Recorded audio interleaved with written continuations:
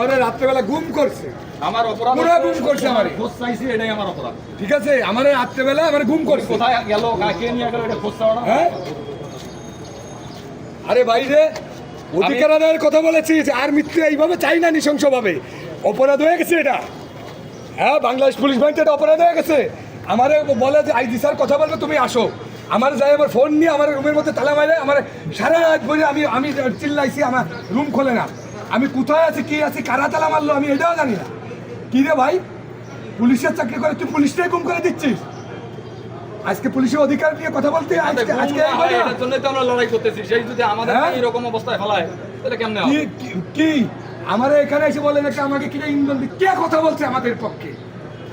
আমরা নিজেরাই কথা বলছি পুলিশের পক্ষে।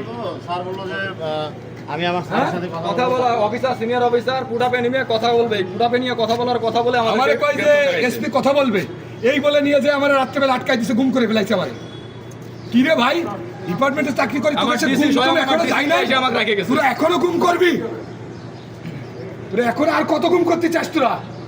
আগে হাবিব ওই যে ভাই আমি শোয়েব ভাই করে গেছে, ওয়াইফ আমার ফোন দিছিল, শোয়েব ভাই তথ্য জানতে চাইছে, আমি এটার জন্য জানতে চাইছি বলেই আমাকে। হ্যাঁ, তোরা আরো পুলিশের রক্ত দেখতে চাস? তোকে লজ্জা হয়নি? হ্যাঁ, এত রক্ত রাস্তায় দিল নৃশংসভাবে নিরপরাধ পুলিশ। তোরা আরো চাস? তোরা র্যাঙ্ক নিয়ে খবরে যাবি? তোরা আরো চাস? আরে ফেলে দেবে, মারবে, পিটবে, যা কিছু করুক।